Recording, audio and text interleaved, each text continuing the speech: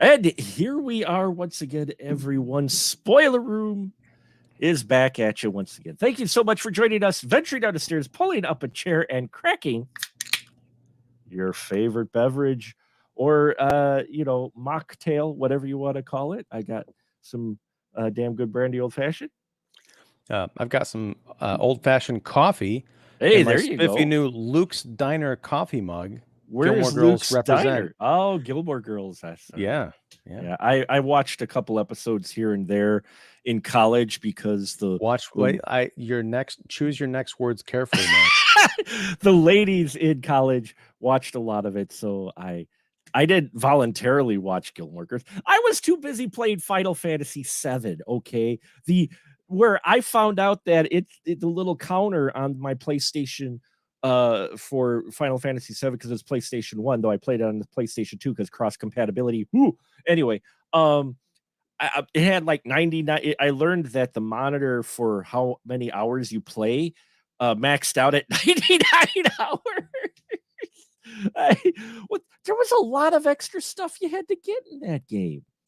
I'll just say that the Gilmore Girls at that time were my Final Fantasy. Oh, there you go. Wow. I miss the early 2000s. Anyway, yeah, what were we talking about, Mark? Well, it's kind of appropriate because we're getting a little wild tonight because we're talking, yes, it's a perfect 10 episode. And so, thump with me here, folks, as we keep that hand where I can see it, Mark. I'm not thumping with you till I see your hands. The hands are right here, but I'm still thumping. Anyway, we are looking at from 2013. Yes, it's been 10 years, folks, and it's celebrating its 10th anniversary along with us here in the Spoiler Room. And that is The Wolf of Wall Street. Yes, made a lot of waves when it came out.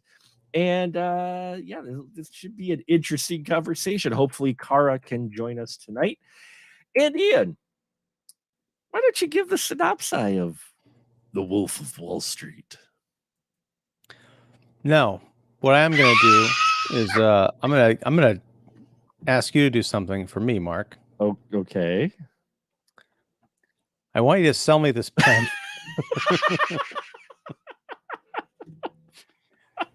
The Wolf of Wall Street. I forgot that this was based. This is the second time I've watched this movie since I saw it at a press screening 10 years ago. Wow. And I love this film. It's one of my favorite Scorsese's. Nice. Hey, we've got Kara here. Hello, Kara. Hello. Making another one of my late entrances. But we're just getting started. Yeah, we're just getting started. So you're right here with us. You missed some chest thumping, but see, these are my hands up here. That's what's thumping. Anyway, Ian was just about to give the synopsis. I'm the wrong gender to do that, but I still would have liked to have seen it. You can still, anybody can thump their chest and make weird screeching noises. But it's not the same. You two did it. All right, so conversation's already off the rails. It's gonna be one of those shows. One of those shows. Okay, I'll stop. No, please don't. Please don't. But no, I was saying I saw it 10 years ago and I still don't own it. Fortunately, it was on Amazon Prime. The reason I haven't bought it is when it came out on Blu-ray, there was this rumor that there was going to be a double dip, that there was going to be some kind of an extended director's cut by Scorsese. And I know that, and this was, 9 years ago we're talking about. Sure. I know that the day I buy the 4K Blu-ray of Wolf of Wall Street, they're going to announce, hey, coming in 2 months is the ultra 4-hour cut of this movie. I'll have to buy that. But no, it's based on a true story of a young, hungry Wall Street up-and-comer named Jordan Belfort, whose first day on the job as a stock trader was Black Monday back in 1987. And he essentially gets kind of booted out on his butt. Did a lot of people at that time. And he was kind of like wandering around. What is he going to, do?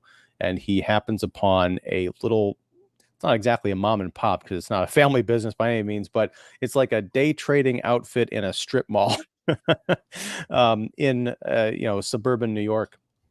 And they sell penny stocks, which is just basically cheap stuff that's not big enough to get on traded on Wall Street. Essentially, it's sold off these pink sheets, and he uses his sales acumen and his over the top personality to turn this rinky dink little penny stock shop into a multi-billion-dollar outfit.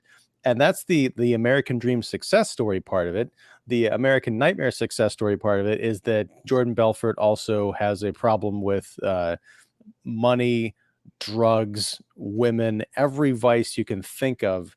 He's like living it out over the course of this 3-hour debauchery that it follows a lot of the same kind of Scorsese-isms that you see in a lot of his other pictures. It's the rise of the kind of the charismatic crime figure like you saw in Goodfellas, for example, or even Casino. Leonardo DiCaprio plays Jordan Belfort. I think even though he's a complete like scumbag and a monster in a lot of ways, you just can't help but be drawn into him. He's much like Christian Bale's Patrick Bateman in American Psycho, or even he's a less extreme character, but Leonardo DiCaprio's character from Catch Me If You Can, the Spielberg movie from a few years before this, who was also playing a criminal who's on the run from the law and kind of globetrotting, staying one step ahead. In Wolf of Wall Street, Belfort comes to the attention of the feds, and Kyle Chandler plays the lawman who's on his tail. So I think as I mentioned, this is one of my favorite Scorsese movies. It really feels different than a lot of his other films. There's a tremendous amount of energy. There's very little in the way of violence in this movie. There's no like bloodshed or gunshots or any of that stuff, but it still feels very much like it's in his wheelhouse. So yeah, that's my rambling synopsis of the movie. We'll talk about a lot more of that as the show goes on, I'm sure. Indeed. Kara, do you remember when you saw Wolf of Wall Street? How'd you initially feel about it? It was about 2 years ago I saw it the first time, and my first thought was, holy shit. It's a movie that it gets going and it just never stops. It doesn't slow down. There's no slow points, which I love about it. But it all kind of streams along very well. Yeah, it does. My first time I watched it was last night. I had not seen this movie when it came out. I know. Here's my critic card. Here you go. I'll never review another movie again because I didn't watch Wolf of Wall Street, review it, and sing whatever praise or criticisms, whatever, when it came out. It was one of those films where I like Scorsese's stuff. I usually have to be kind of in the right mood to watch his stuff. It took me a while to see because he did Gangs of New York, right? Was that him? Mm-hmm. Yeah, it was. It took me a while to get around to seeing Gangs of New York. Once I saw it, I loved it. But with his films, they're just one of those two where I'm like, I'll get to watching it eventually. But one, they're kind of long, but they usually have a great cast. And I watched it last night and I got done with it. I'm like, wow. Like this is like Goodfellas meets The Founder in a way. In that you've got with a little rock and roll thrown in there, so because you've got a guy just like The Founder. It's one of the things I really enjoyed about The Founder. Michael Keaton is really good in that, playing the guy who made McDonald's a thing, and he wasn't really a great guy, and they didn't paint him as really great guy. They actually played it kind of because he's based off of the real person who wasn't really a great guy. And that's the same thing here. You realize you're like, I'm pulling for this guy played by DiCaprio, Belfort, who's doing all kinds of wrong things, and you're just like, how can you do that to Margot Robbie? You bastard. We couldn't have picked a more topical movie for this week because Jonah Hill was in the news last week for Yeah. sending some, text messages. And then Margot Robbie's Barbie opens up this week. In fact, a lot of our colleagues are probably watching it right now or just got out of watching it right now. Yeah, I saw a lot of announcements. What surprised me is Jonah Hill. This was, I think, was this his first movie he had done after he had lost all that weight or whatnot? Because he looked, he got a new look. He reimaged himself in that, and I think this was the first film that he had since he wasn't. He kind of fluctuates because Yeah. he's still big in this movie, but he's not nearly as big as he was before he did this movie. And I Right. think after Wolf of Wall Street, there was a time when he got like super skinny and it was kind of distressing. And now he seems to have leveled out. I'm not trying to be superficial. I'm just saying that No. he's playing a different character, and he looked a little different. You hardly recognize him. I mean, I think he still has some of his signature look, but playing the buddy of DiCaprio's character, Belfort, I liked him. That's one of the things that was different about this movie, and I know it's based on real life, but we see Belfort start with this group of buddies, and they actually stay group of buddies as they move all the way through, whether or not they're really close or not, but they still are associated, all the way through the progress. Whereas usually, like with a rock and roll one, they broke up, or he cut off ties with his best friend so he could have the rock and roll lifestyle or whatnot.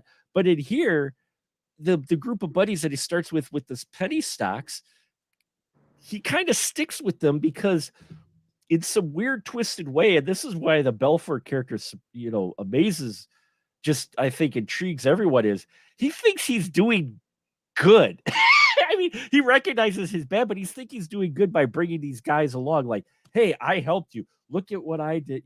He's like the one girl in the office when he's like, she needed a loan, and the way he perceived himself a bit, he thinks he's necessarily doing good, whether or not it's for them or just for himself.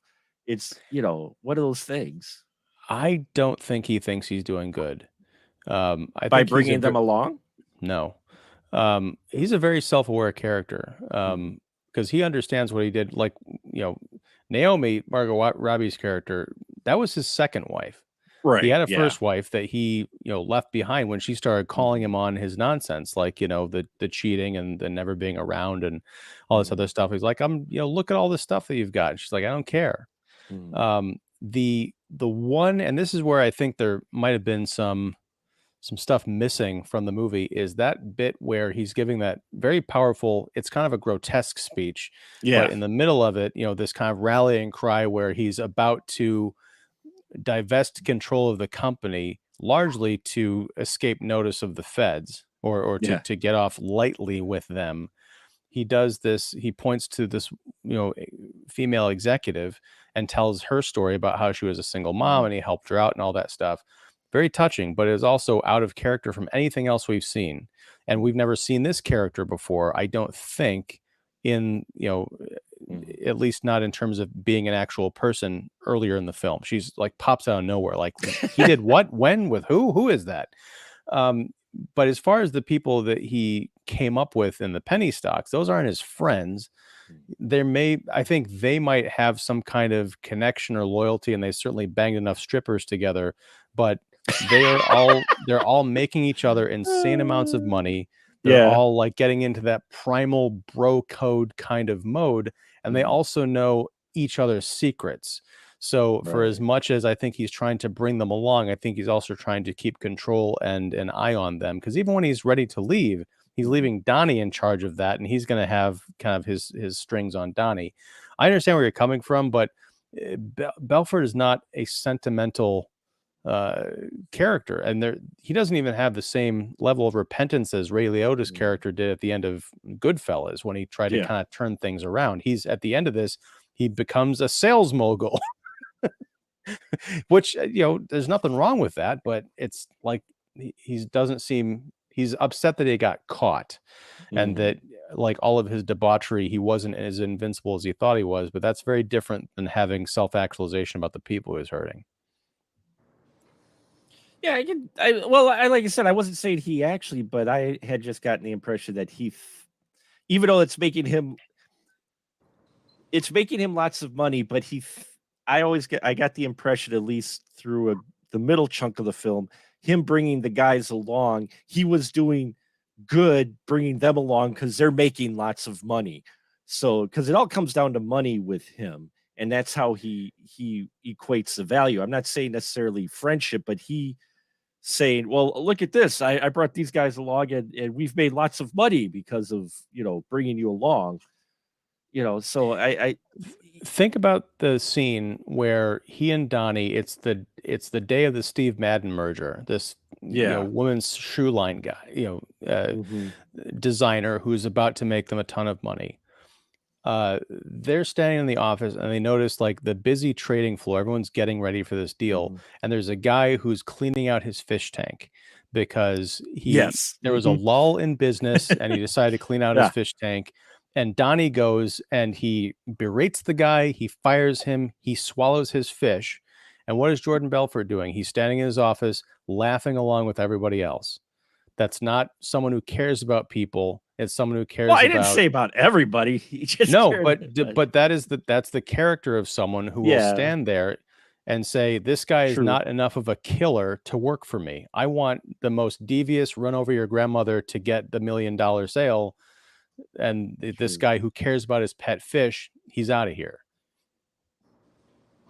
Okay, I can see that. What do you think, Kara, of our Belfort character? Do you think he feels he's doing good for these people, or is it just all? I think it's just something he flashes around to just make himself look good. But I would kind of tie this all back to the whole drug thing. Like he said himself in the film, I forget what scene, but that cocaine makes you invincible. So then he goes around with this attitude, which is constantly under the influence of something. So in his mind, he is invincible. He can do whatever he wants and get away with whatever he wants. So, and people are always just going to stick their head right up his rear and smooch. So as long as he has that money, yeah. Yeah. So it just kind of, it continues to feed into his ego. That's all he is, just very self-centered, self-serving. Speaking of heads up butts, that opening scene where he's kind of doing the montage of his life and everything, we get a glimpse of Margot Robbie's character. And then we cut immediately to him doing a line of coke off this giant, like, curvaceous butt that's like full in frame. I was like, is that Margot Robbie? No, because I hadn't seen the movie in a decade. I'm like, oh, that's another character. I'm like, wow, that would have been a weird way to make your break in Hollywood. My first thought was that butt needs exfoliating. I hear coke is great. Should have done a close up. Yeah, it's good, Like as a female, they're just little things we notice. Yeah. Like it's not that I'm picking at her or anything. My first thought was she could have made her butt look a little better before this shot. The only thing I'm thinking is, primal man brain in full effect. There's a lot of primal man brain going on in this film, more so than I expected. Watching this, I was like, I had heard about the debauchery scenes in here. I didn't realize just how debaucherous this film gets in its excessiveness. And it surprised me for like a mainstream film, even for 10 years ago, for a mainstream film like this, for the sheer exploitation and debauchery. And it's for a point. It's showing you the world that Belfort lives in. And not only that, how he's perceiving the world, which we'll get to in a little bit later, on how we've been seeing the movie through his eyes for most of it. And suddenly when reality kicks in, we realize, well, maybe this wasn't going like he has been painting to the audience.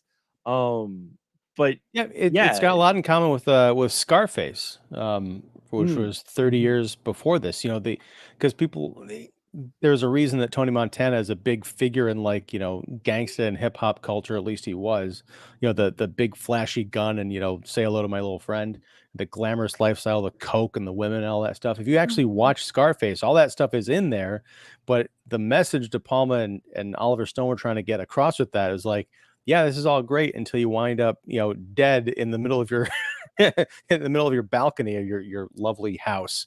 This is the same thing with that Scorsese's going with here. And I think it's great because I'm watching this, looking at all this glitz and glamour and drugs and all this stuff, thinking, yeah, this might seem really appealing to some people, but maybe it's because I'm a 46-year-old guy. I'm like, this looks terrible. I want no part of this.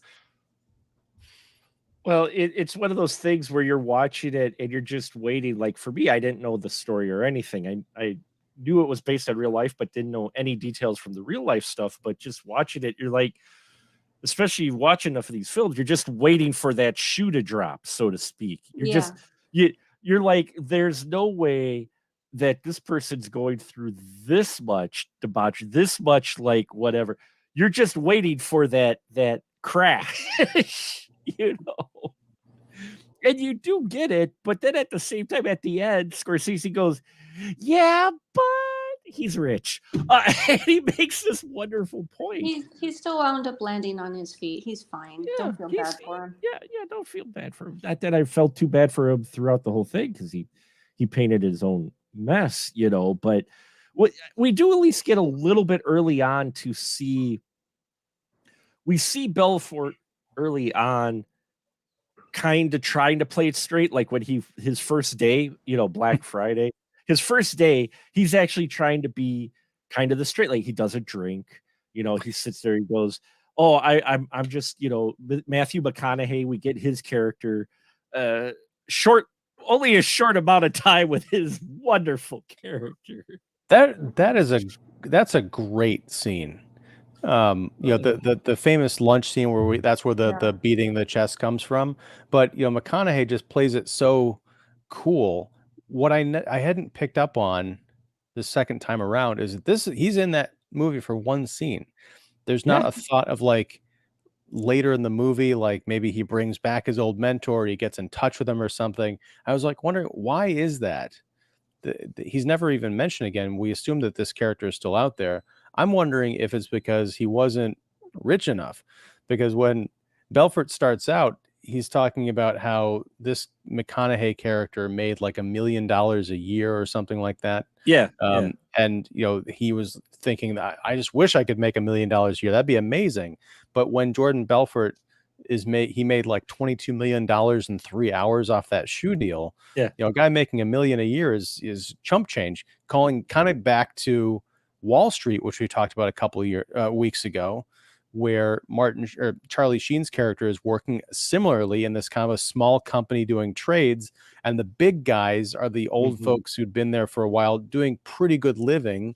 But then you got Gordon Gekko like actually on the street pulling in all this kind of money. They even referenced Gordon Gekko in Wolf of Wall Street. I was so happy. I'd forgotten about that line. Like, this is amazing. And they even drop a reference to a movie that Scorsese hadn't made yet. The Irishman is in here. So yeah, this is a great month that you put together here, Mark. I just want to say that, because all these movies tie in perfectly together. You could watch these a marathon and be richer for it. Yeah, you could. Now you convinced me to go back and do that. Huh?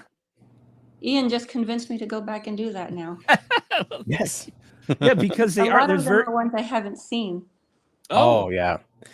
Yeah, Wall Street is great. Trading Places is, a classic. I haven't seen Secret of My Success, so that'll be a first time free for next week. Yeah. Nice. I've watched it a number of times. But it is similar. It's interesting, having watched Wall Street and Trading Places, going to this Wolf of Wall Street, because we get kind of a bit of both from those movies in Wolf of Wall Street. We get to see, similar to what we had in Wall Street with Sheen's character, the penny stock guy. That's basically the role that not penny stocks, but the caller, the cold caller. That's basically what Belfort does on his first day, is Martin Sheen's job.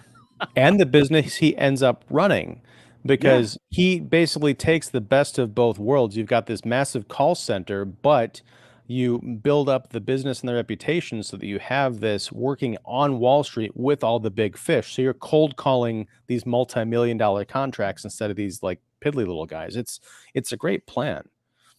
It is. You can see why he's successful. It's just the success really goes to his head. I mean, the Belfort character, I just think is a fascinating character in Scorsese's movie. I don't know anything about the real life one. I mean, Cara, overall, what do you think of this character as like the main character to the film? Our Belfort character, is there some layers to him? I mean, I'd say there are. He's not as superficial as he comes off. It's just that's pretty much all we get presented to us. But I mean, even the way he like selects things, he wants the best of everything, of whatever's available. So it kind of makes me wonder, okay, you must have really been struggling as a kid because you really want those fine details now as an adult. Yeah, well, as a kid, I'm glad you brought him up as a kid because he had the most interesting parents, including Rob Reiner in a role that you're used to seeing Meathead as these nice, like father type roles, and it turns out in this one, I'm like, that's right. I did not expect that from him in this film as Belfort's dad, the enforcer. He was an enforcer. I didn't know that was him. Wow. Yeah, it's a little hard to recognize it, but that's Rob Reiner as his dad, the accountant who comes in yelling at one point, going $24,000. Yeah, I didn't catch it until you said Meathead, and I'm like, what? Wait. Yeah. Yep. That was him. We're gonna pull over just for a minute because hey, Jeezy Dr. Forev is with us again, and they comment it was a weird movie to watch. After it was over, people had a hard time saying it was a good film because people got wiped out in real life and the victims were still alive in real life. Well, everybody praised DiCaprio. Yeah, that's, I remember there was a little bit of awkwardness or whatnot with this film versus the estates or the people that were involved with this. Always interesting when you do a biopic like this, or biopic, however you want to pronounce it, when it's involving real life people that are still around. Well, it's a bit gray because we don't really talk about the victims in this movie. No, I think there's a conflation there between this movie coming out shortly after the financial crisis, but that was and some of those firms are mentioned in here, like Lehman Brothers, and also Bernie Madoff was kind of contemporary to that. But I mean, that was mostly like high, very wealthy clients, so it's not necessarily the mom and pop stuff. But they did. I think it was Belfort's first wife was talking about like, these investors are, the penny stock people are like plumbers and people who have just enough to invest, and they think they're get a little bit of money for colleges and stuff. And there was some talk about like the swindling and the kind of moving stuff around, and so by the time they know their investment's bad, you're getting them to invest more in something else. But they don't really focus on that kind of human aspect of it. This really is Belfort's story, and he was so disconnected from that because he was making money. He didn't care about who was behind those trades. So again, I wonder if there's any part of that was ever filmed or written, or maybe it's in his book, which I'm going to read at some point this year. Yeah, it's hard to say. Apparently, the boat sinking scene that we get in here, they wanted to cut. I read in an article they wanted to cut the yacht scene because they said it didn't really add anything to the plot. But apparently, in real life, the yacht sank. The yacht scene is, I don't think they should have cut it, but I think they should have cut it a bit short because it is a bit much to swallow when you see people in the I guess steering, I'll call it the cockpit. I don't know what the hell you call it, The of bridge. the ship, the bridge, and it's in the middle of this violent storm. You see this perfect storm-sized wave bearing down on them, and then it completely smashes through the front windows, and you see it crashing through our main Yeah. characters. And then you smash cut to, oh, we got rescued by these Italians and we were partying on the ship. I'm like, no, that's not how that works. There's a lot in between. Oh my God, we like glass and floodwaters are coming at our faces in the middle of the night, in the middle of nowhere, to, hey, it's a party. No. No. I mean, there should have been at least a broken arm, broken rib, scratches on the face. Yeah. Something. Like booze and trauma blankets doesn't quite cut it. Well, you know, and it's that's where I was coming from, where I think, you know, a chunk of this movie is being perceived as how Belfort is seen it, not necessarily the way real life was happening at that point. Because we get that later on after you know, he's on the rocks. He's already been through a number of investigations. He's got the FBI on him. He's supposed to quit and he doesn't. To celebrate, his buddy gets these old lemons, which you learn a lot about drugs in this film, folks. You learn a lot. I did not know they don't make Quaaludes anymore until the film. And apparently there's a Quaalude called Lemons. And you know, they take a while to kick in. And there's this wonderful scene where they kick in, and apparently it was all improvised for DiCaprio trying to get into his Ferrari, just laid wasted to lemons because they took too many because they were like, oh, these aren't working. And, you know, we see him pass out after. It's kind of the turning point in the film to where it goes from this kind of debaucherous, high-spirited, not quite so heavy story to boom, dark, and we hit a switch and suddenly things just get real quick. And he wakes up and he sees how his car actually is when he said, oh, I made it home completely unscathed, and so did my car. And then after he's caught from the cops and he's sober, he finds out, yeah, that's not the case, which made me just question how much of the film that we see with all the wild events happening, if that's how they actually were, or if that's how we're seeing Belfort tell us that story is. Well, I don't doubt that a lot of that stuff happened. They probably didn't look like a Scorsese movie. Well, yeah. with the cool lighting and, you know, everyone Sure. looking pretty great. And but yeah, I mean, the embellishments are kind of what helps drive the point home. It's a lot of it's like kind of like Fear and Loathing in Las Vegas on Wall Street. My wife, we watched this together, and she's like, how can one man pump all those drugs into his body and still function? I'm like, well, you kind of get used to it, I guess, but it's a miracle he didn't have a heart attack. I mean, I've heard. I mean, other characters and under other stories, they do the same thing. They live the same way. So I imagine it can be a common thing for some people and still exist.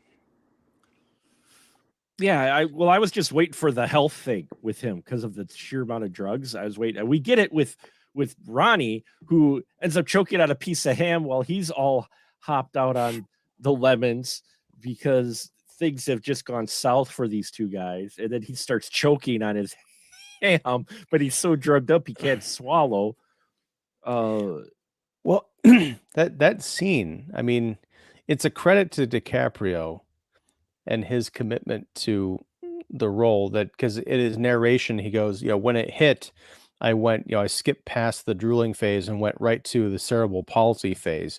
And you really see him as he's struggling to like get out of the country club and down into his car, and then he's behind the wheel, and he's like, his body is just like tensed up, and he's slobbering, his face is contorting. He looks like the actor is having some kind of a violent episode. But it's amazing to watch. I remember seeing this in the theater, like with critics, we were all just like howling and in awe, like when he's throwing himself down the steps and then getting home and then fighting across the counter to get Donnie off the phone. Watching it again, I was equally, because I had forgotten, I knew that there was the trip out scene, but I forgot just how masterful it is from like start to finish. I loved that scene. And same thing. I was like, that's the most I laughed throughout the entire movie.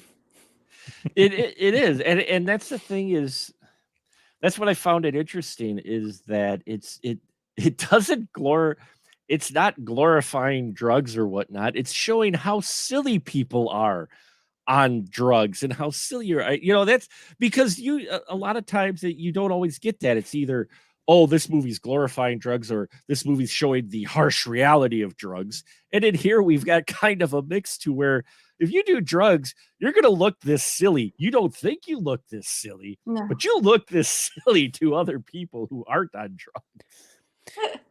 Well, and then you've got, I don't know exactly how or why he pulled this off, but in the middle of this really funny scene where DiCaprio and Jonah Hill are struggling in their kitchen, and it's uproarious and it's greatly acted and very funny, you realize that Belfort's 4-year-old daughter is standing there watching her Yeah. dad have this violent episode, and you're like, oh, oh. Oh my God, I can't believe. Oh, I'm glad she's taking the daughter away from this because this is really traumatizing. And then you get back to the choking scene, and it's very funny. But it's one of those things where you're laughing, but then you feel guilty, but then you're laughing, and it's the perfect encapsulation of this guy's wild life because he's experiencing something completely different from the other people who are sober around him. For them, it's a horror movie. Well, for the poor daughter, that was the beginning of it. Her father tried to abduct her in the middle of the night and then wrecked into their A own statue, property. yeah. Yeah. Yeah, and she was It gets and worse for her. So it does because she hits her head though. She just whips back because she's so small. Luckily, her head doesn't hit. Whereas, Belfort's head. Well, because that's the whole key scene. Because a lot of this up until that point, folks, is just a lot of debaucherous living by Mr. Belfort. I mean, we see him play with the FBI when his lawyer tells him not to. But there's a lot of scenes in here where you're just seeing him get away with stuff, and this scene with the lemons from start to finish is encapsulating the turning point not only in his life but in the film because as I mentioned before up until this point it's been kind of played loose even with somewhat of the heavy stuff where he's getting busted by the FBI and his buddies are not turning him in. It's still a little bit loose until we get to the lemon scene. And then reality sits in because he starts to get violent. He gets violent towards Robbie's character. Naomi, he slaps her and punches her and takes his kid. And suddenly, you're right. Suddenly, we go from the scene not 10 minutes earlier where he's rolling himself down the stairs and he's opening a door with his foot and we're laughing that he's tripped out on lemons. And suddenly you're like, oh, shit. It's like, how do I feel about this? He really plays with your emotions throughout this whole movie. And, Margot Robbie too. I think this is her first big movie, like the introduction, right? She's great in this. And she went on to do Harley Quinn and now she's Barbie and, no offense to her for taking these roles, but I wish that she'd kind of gone down more the dramatic actress route because there's a lot more to her, particularly towards the end of the movie, like we're talking about here, when she's becomes a mom and becomes like she's trying to stay sane in this crazy world. That even though her accent, like it's easy to forget that she's actually Australian when she's talking with this kind of like a New York accent, but it doesn't sound like she's putting on an accent. It just sounds like she's acting. It's wonderful stuff. Yeah, she's really good. I think she was in her early 20s when she was in this film. So it's kind of like, holy cow. And then to be surrounded by other actors and to really actually hold her own. Mm-hmm. Yeah, she's around some heavy actors, and this is like the first big film. I mean, she had done some films before, but mostly I think like a couple of TV series where she appeared in, a couple of indie films. So this was like her kind of big breakout role, got her noticed. But even after that, you didn't really see her in a huge amount of films until like The Big Short came around, and then she's taken smaller and other projects, like you said, Ian. She's done the comic book stuff, but then she also did I, Tanya in there as well.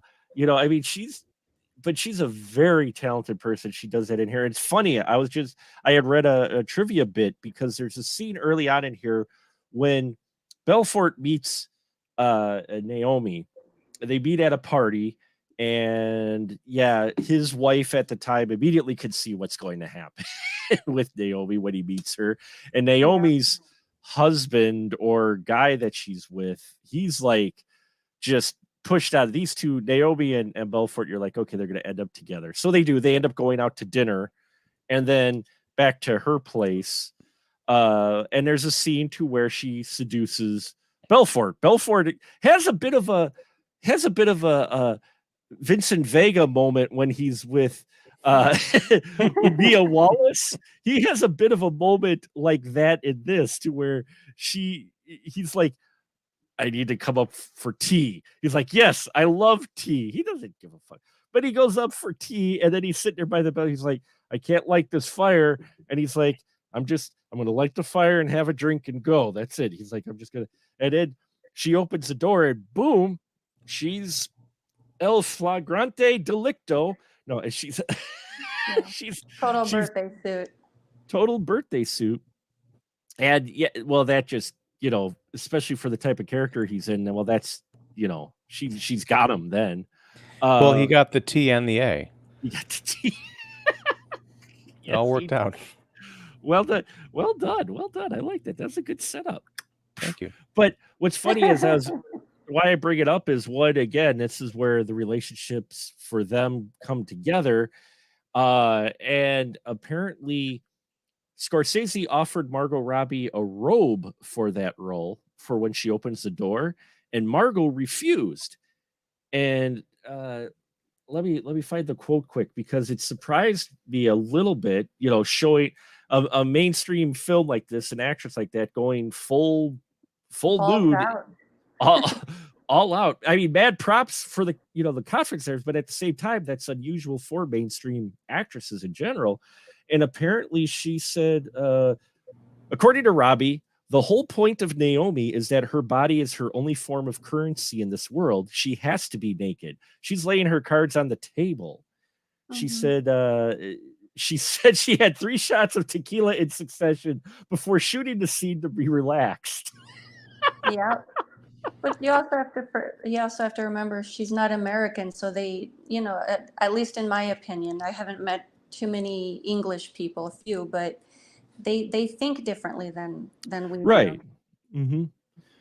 Yeah, no, they approach things differently as well, but but at the same time, it's what you could see that's her move to finally hook Belfort, to get him to be hers. And it served the scene, really. It wasn't just like, okay. And I thought that was really cool. And the way she acts throughout this whole film, you can see the talent here. And it's great to see her doing all kinds of bigger films in that from here on, because she is talented. And because there's a scene later on, we jump ahead after she's had a kid, because we kind of jumped the timeline a bit to where, Belfort talks about his morning routine. We fight, I go, we then make up, and I have breakfast, and then we make up, and so you get that scene. Oh, you know what I'm talking about, right, Cara? The nursery scene. Oh yeah. I had heard that she was actually wearing nude panties to do that, nude toned panties. And if you look just right, supposedly one of those Hollywood myths that you can actually see her underwear. Well, that's just like people saying that you could see Jessica Rabbit's underwear when she falls from a car. But anyway. I'm sure this is on Mr. Skin somewhere. Someone has to freeze frames. So it has the freeze frames, absolutely. No, I was thinking more like Sharon Stone and her leg crossing scene, and people Ah, like yeah. to freeze frame and zoom in and all this. It's her thighs. Settle down. No, that's the full deal. In the case of Basic Instinct, I know She didn't. that was She didn't was very know that was though. pivotal. She didn't Yeah. know the camera was going to be at that angle. That's what she Well, claimed for many years. for the type of actress that Stone is, I mean, you would believe it because she's always very much like Margot Robbie's character. She uses her body in film. That's how she tells her story and her characters. Mhm. She did it, yeah.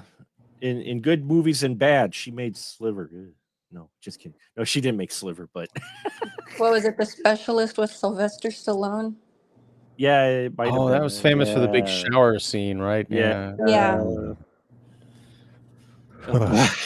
But back to the gratuity serves its purpose because It's fun being female. I can bring stuff up and it doesn't affect me, but I get to laugh at the effect it has on you. we appreciate that. That's why I love having you in the room to get your perspective. Because, yeah, what'd you think of the sheer volume of debauchery and nudity in this film? I know there's lack of male nudity, so they could have probably used some more of that. But I mean, at least some butt cheeks. some guy butt cheeks. Yeah, I mean, we got that's some a on. very minimal. We got some on DiCaprio a bit, but I mean, honestly, the thing I liked about the debauchery in this movie is it's none of it's rock and roll. Yeah, we're banging all these hookers, but then you look at the guys that are thrusting away on these prostitutes and the strippers, they're all gross. Like, I would not want to see any of these guys naked. Like, you got the not the walrus, sea otter, you got the guy with toupee, you got the dude from My Name is Earl with the gross like porn stash. It's not good. Well, the pink sheet hooker wasn't much better. Right, but she's the exception, and she was, that was for a bit, right? You had like, was the Nasdaq, yeah, pink Yeah. sheet, and then who was the one in the middle? I don't know, but yeah, yeah. oh my There God. was the was it? Yeah, I forgot what how the. it's done. But there was All I yeah remember pink sheets and blue chips. yeah, blue chips, Nasdaq. That's right. It was the blue chips who were the high class ones. Those would cost $600 to $700, I think. And then there was the Nasdaqs, which were like $400 to $500. And then there was the pig sheet hookers, which were $100 to $250, I think. Yeah, something like that. What's interesting is the pig sheet one. You're right. It's played for a bit though. While he's talking superficially, you're like, oh my God. At the same time, she's just sitting there at the table going, Come on, let somebody turn the page. I'm reading the newspaper here. yeah, right? She's totally not enthused, whereas the other two, They're taking bets, they're yelling, they're just cheering the guy on.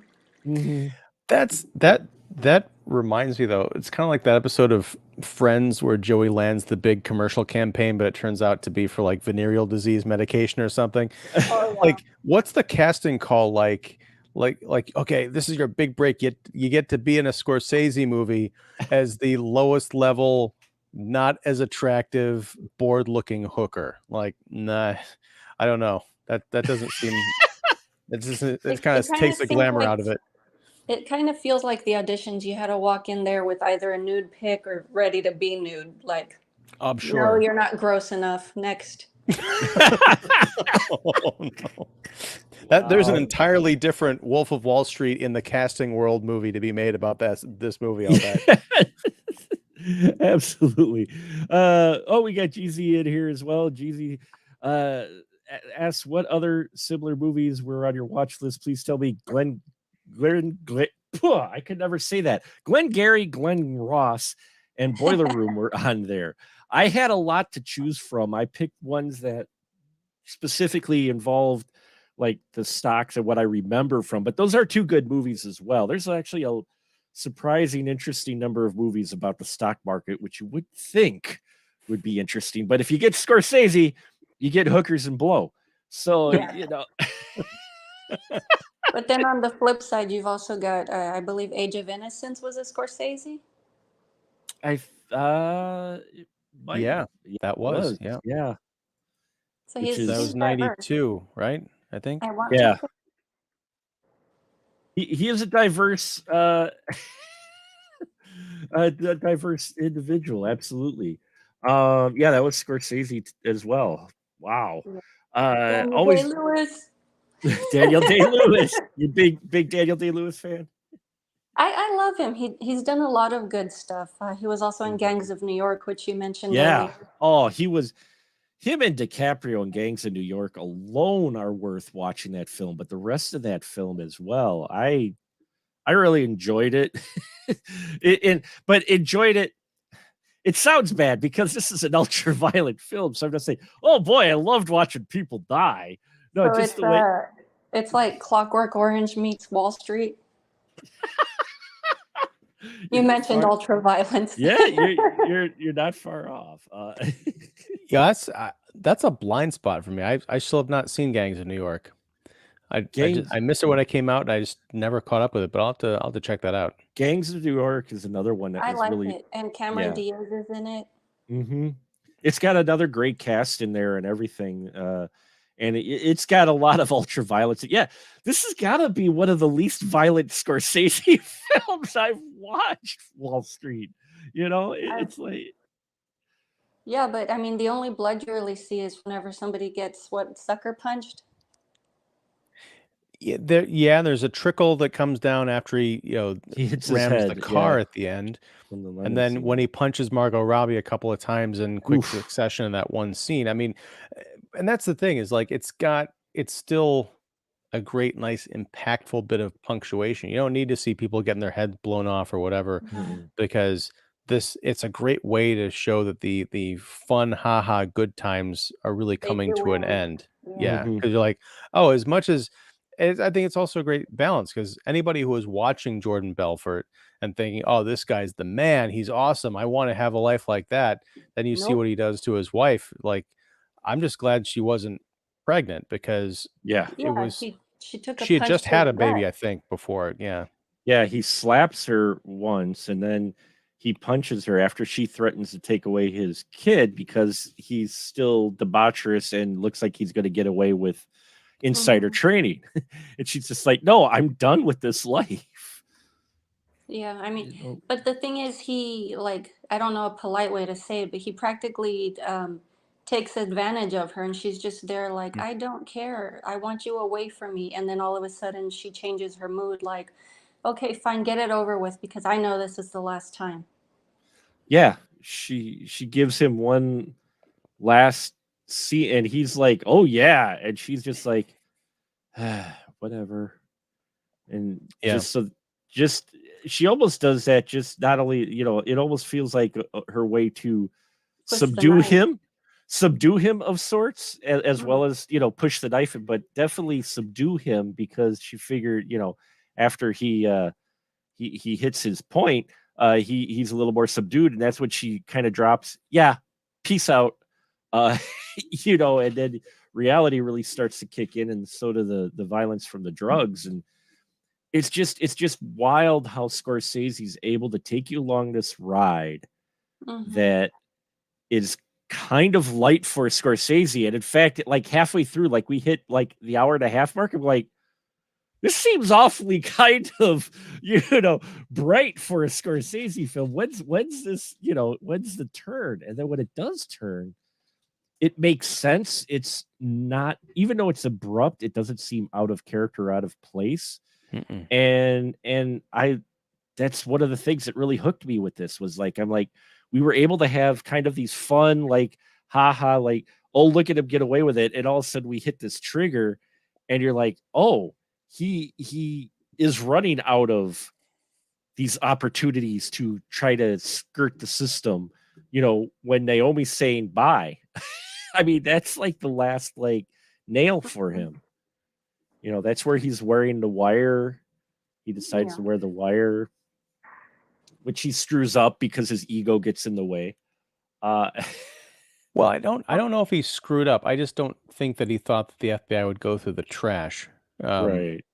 Because my wife was like, why would he leave the note there? I'm like, I don't think he left the note there. It was probably thrown away with the lunch garbage, but the FBI did a sweep and found it. And My that I had actually thought maybe Donnie double crossed him because the note stayed there. He covered it up with Right. a napkin. So I think he tried to make a deal for himself. I think Donnie double crosses him because I don't know where you're getting that from.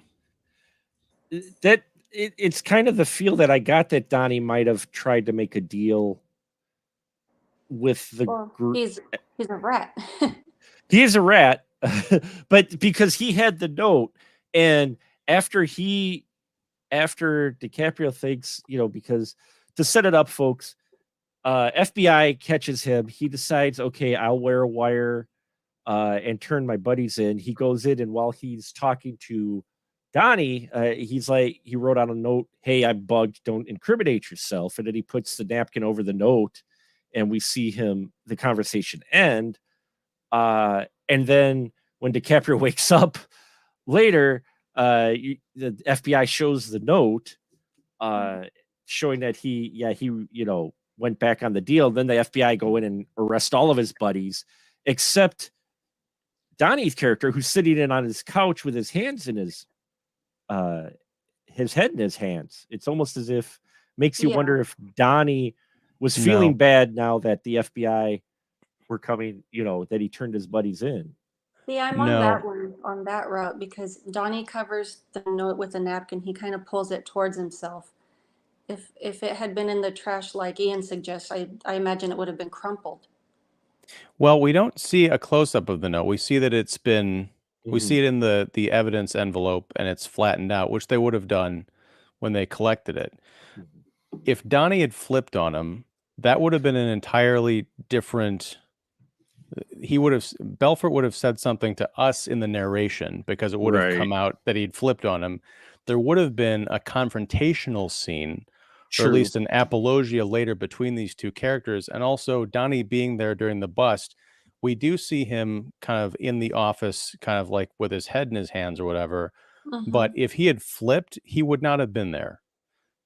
Or if he had been there, there would have been FBI going into the office and getting him out of there because of what they had, because of him flipping. He would not have had to have been there to go into work to like make sure everything's fine. He could have called in sick to the office, whatever, and the raid could go on. There was no reason he would have to be there in order for the raid to happen. It's not like he was wearing a wire. So I understand where you guys are coming from, but I don't think the movie has supporting evidence to.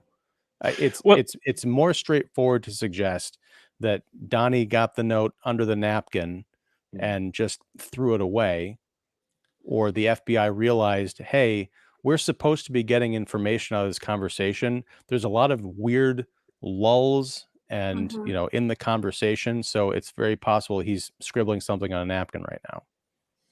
Fair enough. Yeah, I could see that, and it does follow because later on we get to see Donnie come to the house and says that the guys put together money so that he would be able to pay for the legal fees and that, so he wouldn't have to sell his house and everything. So you're right, Donnie may not have. Well, I kind of like how it's left open-ended because I had always assumed, Donnie turned him in. Ian comes in with a different perspective, and it's kind of like, okay, so maybe the direction of the scene was left open-ended on purpose just to catch the audience. Well, I think so, because all of us here, though, what it does say about the Donnie character is none of us see it out of the realm of impossibility that Donnie would turn on his buddy. That he's that sleazy. Well, that's the thing, though, is like Donnie's sleazy, but he's also, and he's a fuck up, but I don't see him as being disloyal, especially to Jordan, because as much as Jordan is all in it for himself, Donnie, at least, like when we first see him, he, meets Jordan. He's like, oh, we live in the same building. And he gives him this opportunity. He opens up the entire world for him. So I think he knows what side of the bread his butter on. I'm getting botching that metaphor. But yeah, I don't see Donnie as a rat. He's a fuck up. And he also apparently married his cousin because he didn't want anybody else in the neighborhood to bang her. Sound logic to me. I think they were first cousins. He kind of avoids the topic.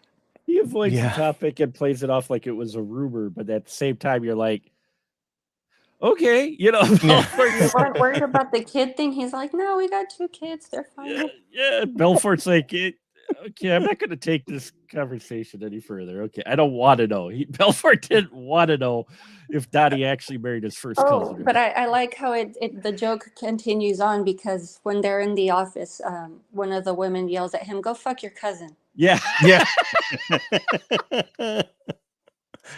Oh, so good. I do want to stand up for Jordan Belfort though for one brief second. sure. In the big scene where he's pumping up everybody for actually it's not for the shoe sale, I don't think, but it's when he decides not to leave. Right. Yeah. He's yelling at people saying, you're behind on your rent, pick up the phone and start dialing. Your Hmm. cousin's got cancer or something, pick up the phone and start dialing. There is a message here in the movie that what Jordan Belfort is doing is living the American dream. It's just like with Scarface, with Wall Street, there's a way to make a lot of money and even make a lot of money fast, but you've got to have ethics associated with the work ethic because there's nothing inherently wrong with what they're doing. It might be a sort of a Ponzi scheme, but the idea is instead of complaining and wondering what you're going to do with your life, if you want to go out and make money, there's opportunity there.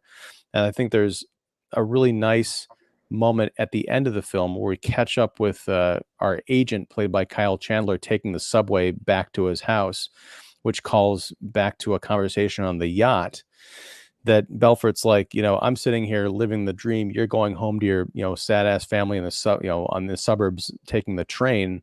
You've got nothing and I've got everything. At the end, we see that, yeah, this guy is in the right, but he's still making, crap wages. So there's a lot of like weird little messages. You're not quite sure what side Scorsese or even, the screenwriter who's interpreting Belfort's work is on in this movie. I like that there's a lot of things to think about. It's not really black and white. Well, it even ends on that note of Belfort, giving the narration that it's finally caught up and he ended up having to do 3 years in prison. He gave up everybody. He did 3 years finally, even though he gave up everyone because he screwed up the first time. Yeah.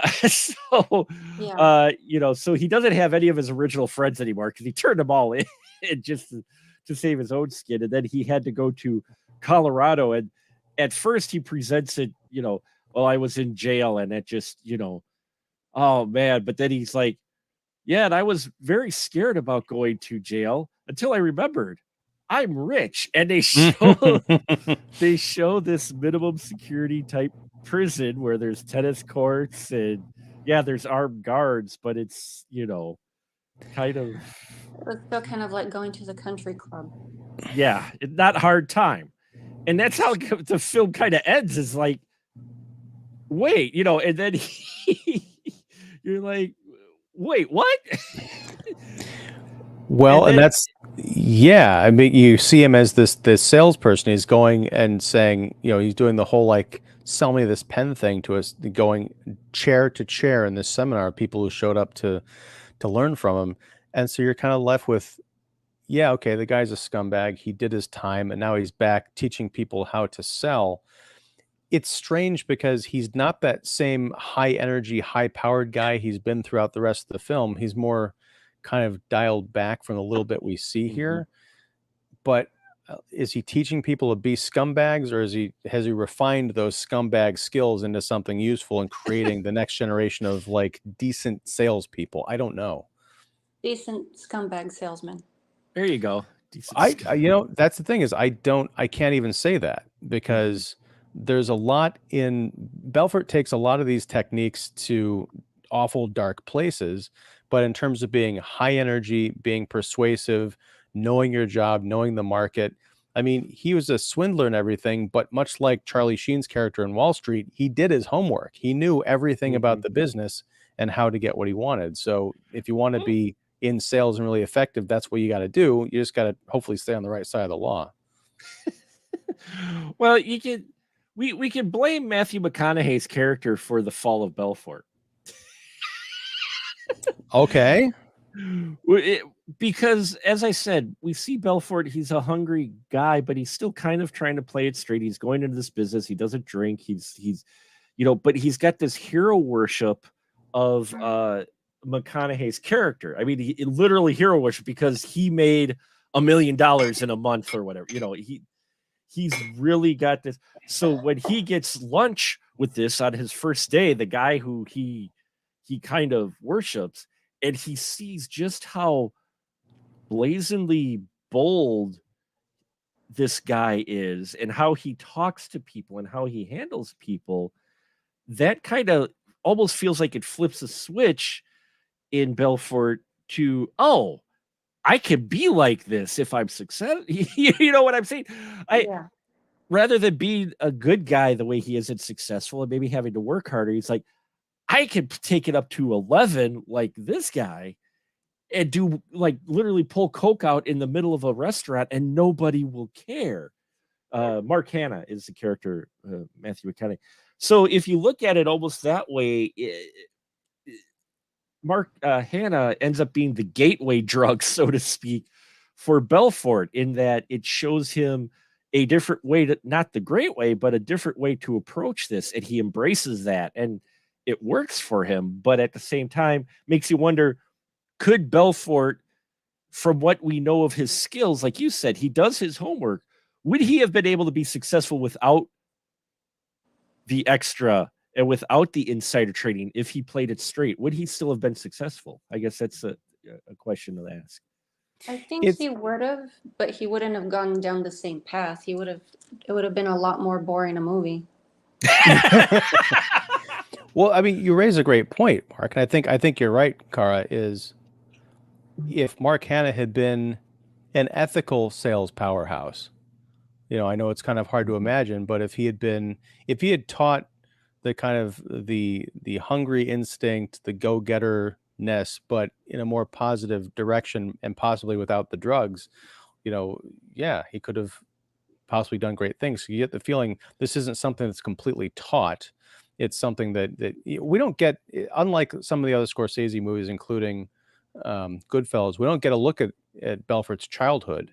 Really, we see him as mostly as a fully formed adult. Only he's 22 when we meet him, but he opens the movie saying, "Yeah, he's always had kind of this hunger for money and fine things that he aspires to." So it's a matter of who's going to take advantage of that, the wolf or the tortoise, I guess, to mix another metaphor. Yeah, you're right, Kara, that it'd be a boring movie, but he'd probably still be successful. Maybe not quite as successful, but he wouldn't be in jail or have had the trouble that he had, through the rest of his life. He didn't necessarily need to do insider trading, but he did because it was a quicker path. But again, like I said, I looking at it, thinking back, I boil it down to Mark Hanna, kind of not fully, but just because everybody can take responsibility for their actions, but really planting that seed of, because Belfort, even during that lunch, says, well, I'm making my client money, and that's the good thing, right? He wants to make the client money. Yeah, you can make the money, but he's like, well, if I use my brilliance and show my brilliance to this customer, they're going to make a lot of money. He says that before he says he's going to make a lot of money. And then Mark Hanna's going, whoa. All right. But listen, he's like, that. Yeah, thank you. He's like, yeah, but it doesn't matter. He's like, even if you lose the money, even if you run these guys up a river, you make the money on the commission, regardless of whether or not that stock tanks or takes off. I mean, and you can see Belfort hadn't thought of that angle until that point. And that kind of is a jumping point for him of how he approaches everything, even when he gets to the penny stocks, because he sees how the penny stocks are playing it. And then you get that wonderful scene where he does his first sales call on a Pink Sheet, and he's telling this guy about a tech company nobody knows very little about, but he's run out of a shed. Yeah. It's run out of a shed, but he's selling it like this is the next hot thing. It gets a $4,000, $10,000 money spent the first day. Well, yeah, I mean, what you're talking about there, the first day impression of how business is supposed to work. You make money for your clients and everyone's kind of happy. That is very much going back to Wall Street, the attitude that Charlie Sheen's bosses had in that small little, Right. trading floor. What Mark Hanna is espousing is Gordon Gekko. Yes. So yeah, again, a hell of a double feature. Car, you really should go and watch Wall watch both of Street. these back to Yeah. back. Yeah. Yeah, although there's less debauchery in the Wall Street movie than Yeah, this debauchery. well, Wall Street is kind of like the Wolf of Wall Street on slow mode. Because I've even heard people say that Wolf of Wall Street could have actually been a remake, even though it's based off of an entirely different, a real person. It's a spiritual could, successor. Yeah. Yeah, It's it not is. quite a remake, but it's in the same vein. You can tell it's great because you can tell the 2 decades that they were made in, because Wall Street 1987, I'm sure, was very cutting edge, very flashy for the time. But then you watch Wolf of Wall Street, and yeah, it looks like Wall Street looks like it's being played on like 0.5x speed compared to what Scorsese's done here. Well, Wall Street is like Wolf of Wall Street without the drugs. Okay, there you go. Take the drugs out. Yeah, there's more alcohol, I think, in Wall Street than There's drugs. more Yeah. alcohol.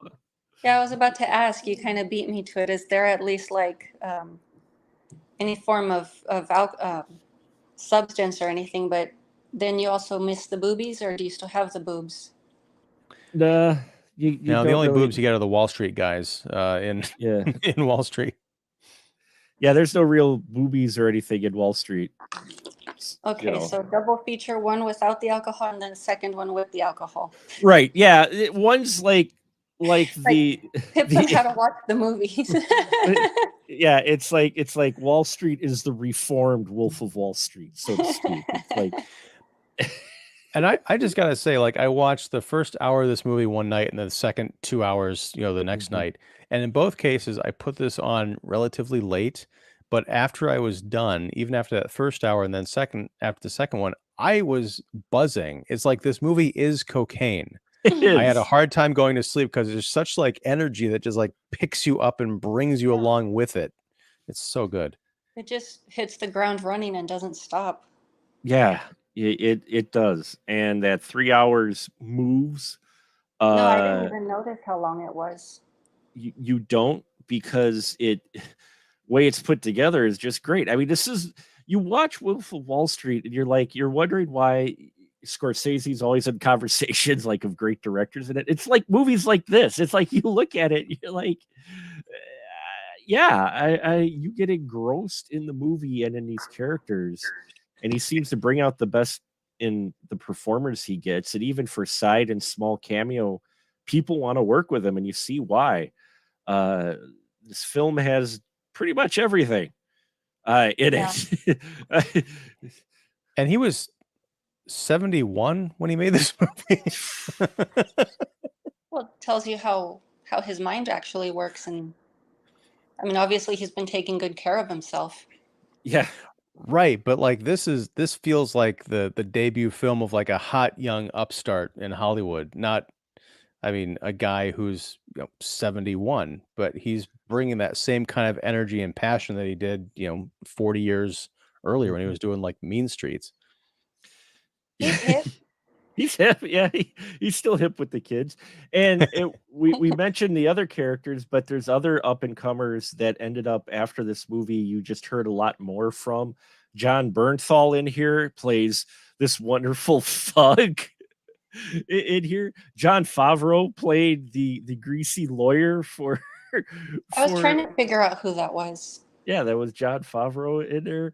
Shea Wingham's in here. I mean, there's people in here that it's like after this movie, they got a lot more work. Some of them already had work, like the big name stars, but I'm talking about the smaller parts. Even when they came out after this, I remember hearing a lot more of these people that you may not have, especially Margot Robbie, which, if you like her in this, folks, I know it got panned, but personally, I thoroughly enjoyed the Hollywood film, the Babylon that came out. I Uh, missed that one. Babylon, I enjoyed her in that as well. Yeah, that's another one of those where it's a lot of debauchery going on in that one. Well, Uh, I was excited to see it, and then I was like, "What was the name of that movie?" And then you just reminded me right now. ah, yeah, it's called Babylon. It's like I always describe it best as the dark side version of Singing in the Rain. Okay, Oh, you you know you know how clean cut and everything Singing in the Rain is.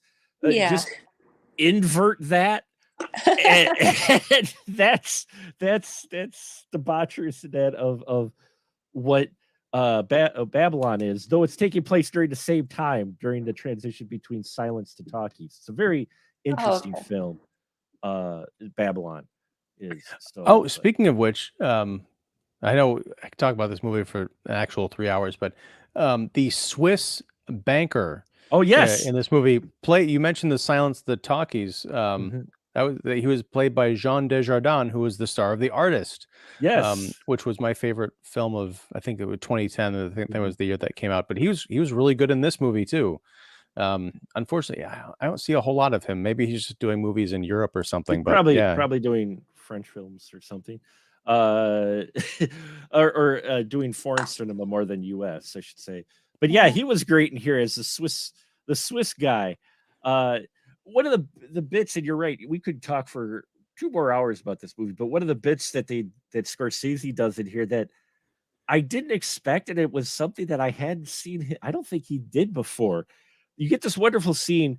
Uh, Belfort's feeling the heat from the FBI. So, of course, open a Swiss bank account because in the 80s, folks, that's what villains and people who wanted to avoid getting IRS audited did was they put money in Swiss bank accounts. You heard that everywhere from cartoons to freaking every that's what people did. And this is take place during that time period. So yeah, he takes all his money to Swiss and he meets this banker and there's this wonderful scene to where they're saying one thing, but they've got the voice in the Mhm. head of the other of where they're having this internal monologue conversation that happens a couple of times here. I loved that. But I'm like, wow, Scorsese doing something different because I don't remember him doing something like that. yeah, that was a Well, lot of fun. it made sense to me. I mean, some people actually do communicate that way. Like you'll say something Yeah. to someone, and then once you're behind whoever facing the person you were talking to, you'll give them a look. Yeah.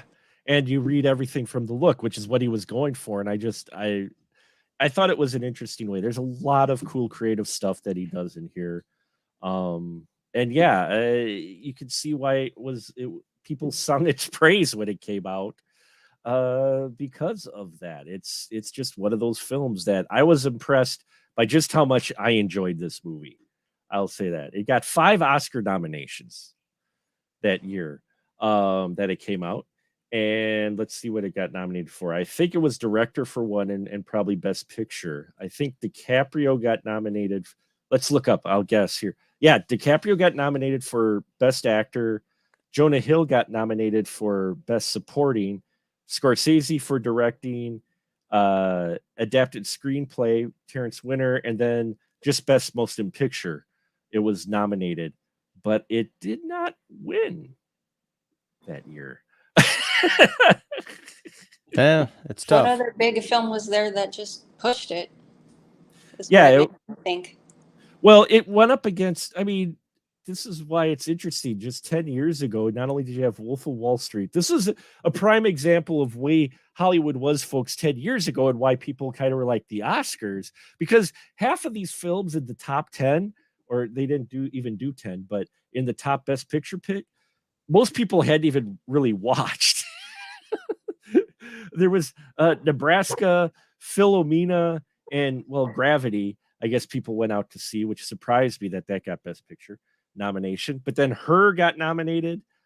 Captain Phillips got nominated, and then there was American Hustle and Wolf of Wall Street, Dallas Buyers Club, and then 12 Years a Slave. Hmm. So, and It was probably 12 years that blew everyone out of the water then. 12 years was the talk for a while, but it was kind of mixed. Matthew McConaughey did get nominated that year, but he didn't for Wolf of Wall Street. He got nominated for Dallas Buyers Club. That's where he won his Academy Award for And I that think was the when first one. And that was when Jared Leto also won for that movie. Right. Yeah. Dallas Buyers Club kind of came out of nowhere, and people were like, "What movie?" Because it only had a limited run. But that was one that I have that one, and I still haven't seen it. It's just usually if it's Matthew McConaughey, I'll pick it up. Not because I'm fangirling or anything, not super hard, but we're actually from the same hometown. Hey, well, there Oh. you go. That's awesome. And it's a hell of a movie. Yeah. I dare say you won't be disappointed. Yeah. By McConaughey or Leto in that movie, frankly. No, they were Leto's really usually good. strange, but good when he gets in front of the camera. Do you own bongos then, Kara? You I have haven't bongos? heard of it. No, Oh, bongo? No bongos, you know. No, I'm not planning on getting caught in my yard anywhere playing bongos. Okay, just checking. I mean, you said you had been. He you recently did a commercial. I forget what it was for, but they kind of touched back on that incident where he was playing the bongos, and then he goes into the commercial, and you can see he's kind of like sitting in a backyard or something. Yeah, I think I remember seeing that, but yeah, that was his Oscar nom. That was the first one that he got nominated because everybody was surprised, I think, for Dallas Buyers Club because that's like Matthew McConaughey. You know, a lot of people are like, "What?" I remember when that was around, and that was his only nomination, and he won for that. So I mean, you know, that's something to say about his role in that. Well, it's also, you know, the performance, but also the commitment to that role, because towards the end of the movie, when he's really sick, he lost. I mean, you're talking about like Christian Bale and the Machinist weight. Like it was hard to watch him towards the end of that movie. I think he had like a giant vein like right underneath his eye that was popping out because he was so like rail thin. Wow. Yeah. Yeah, I remember that. It's a tough watch, but it's a good watch. So much like Wolf of Wall Street, and we'll wrap it up here, folks, before this does go 3 hours. I hope you folks enjoyed this conversation. Thank you, GZ Dr. Forev, for your comments. We may cover Glenn Ross if I ever learn how to pronounce it properly, and Boiler Room in future episodes, because I'm curious to start exploring other stock market and salespeople movies because so far the picks that we had, I hadn't seen Wall Street and I hadn't seen this, and here we go. So I've got a great salesperson movie for you to watch, although it does star Kevin Spacey. So let's just see if you want to do that one. Yeah, you got. You could definitely do a part 2 of this theme sometime later. We may just because there's plenty of them out there for sure. So yeah, thank you so much for watching and listening, folks. And before we get to our license to shill, it is a perfect 10 episode, and so we have to spin the dial, folks. Yes, that's right. We're spinning the dial to see. Am I the only one being enthusiastic? No, I was just taking a sip of water. Is this the Dial of Destiny, Mark? It's not the Dial of Destiny. It's the Wheel of Random, which would have been great. Indiana Jones and the Wheel of Random. Wouldn't it have been great? It's like this big wheel, and it spins, and then it just takes him to random exotic locations where he has to solve puzzles or he dies. There you go. No, it puts him in these movies. I want to see 80-year-old Harrison Ford as the Wolf of Wall Street. Yeah. Oh gosh. He probably had a heart attack on the first day. Yeah, he'd be like, oh! Apparently they snorted vitamin B or something when they were on it, and Jonah Hill got sick and bronchitis from snorting so much vitamins. So I'm like, yeah, that's his story. He's sticking to it. Anyway, that would explain why they got perky, though. Vitamin B will do that. It will do that. That would do it. So here we are, folks. The Wheel of Random. Yes, we have 6 left, and I know there are technically 5 months left for picks, which means 1 month we're going to get 2. Hey, I can't count, but whatever. It's your show. It's my show. Thank you, Kara. And so we're going to spin to see what film Perfect 10 movie is going to be picked next. Our final picks now, what we have left over is Machete Kills, Green Inferno, Only Lovers Left Alive, Carrie, the remake, 2013, Only God Forgives, and Oculus are our last 6 films. So which one do you think it'll land on, Kara? Make a prediction. So you have to make it big because I'm not wearing my glasses today, even though Oh. the picture is. Oh. It's Machete Kills, Green Inferno, Only Lovers Left Alive, Carrie, Only God Forgives, or Oculus. See, I would lean towards Only God Forgives because I like the title. Okay, what do you think it's going to land on, Ian? I'm feeling Oculus because I have a feeling it's going to land on something I really don't want to watch again. Oh, Wow. So let's spin the wheel and see where it goes. Ooh, that was Look very at close. that. Only God Forgives. Nicholas Winding Refn. Yes. Cool. So our next film will be Small Ears again. Hey, this is perfect because this is also Barbie week. This is a Ryan Gosling movie. This is a Ryan Gosling film. Okay, cool. I think Wheel Funny of how Ram. things connect that way. What is it? Yeah. I forget what it's called. Five steps of something. Oh, 6 Degrees of Kevin Bacon or what? No. Yeah, it's kind of like, until things kind of reach around. Yeah. Well, reach around. That's a whole nother story. But with that in mind, God will not forgive you for that joke, Mark. No, he won't. But I will now have to figure out a theme around Only God Forgives, which we did cover. Good luck. Yeah. Hey, I'm thinking foreign, dark, scuzzy. Not sleazy, scuzzy. Scuzzy film. Yeah, possibly. Or would just go movies with lots of color in them. I don't know. We'll figure something out there. But now it's my chance for the license to shill for my guests here. So as always, the floor is yours, Cara. Please shill away. What do you got? I'm curious to see if you're going to laugh again because this Saturday, Lady Sasha and I are doing a original film and book comparison of Carrie, and we're discussing that. Cool. Which Carrie are you going to discuss as far as film? The Sissy Spacek. Sissy Spacek one. Okay, good call. Yeah, because I know there's also Angela Bettis. Yeah, and then there's the Chloe Grace Moretz. Yeah, I saw that one. I won't fib. I had the poster and stuff, but it was just really artsy. I liked how it looked. Yeah, no, the art, the posters and promos for it, and that's a film that's on our list because it came out in 2013. So we'll see what happens there. But cool on the Sissy Spacek, and that's the live stream. And when is that again? That's going to be this Saturday, 2:00 Central. Oh, there you go, folks. So tune in if you like Carrie. It'll be an interesting discussion. Always fun to listen to those live streams. And Ian, what you got? I'm Ian Simmons. I run Kicking the Seat, which you can find at kickseat.com and on YouTube. I haven't posted anything for a while. It's been kind of crazy in my personal and professional life, so I'm trying to get back into it, which I'll be doing this week because we're going to be doing a live stream on Wednesday night of Mission Impossible: Dead Reckoning Part 1, one of the longest titles ever.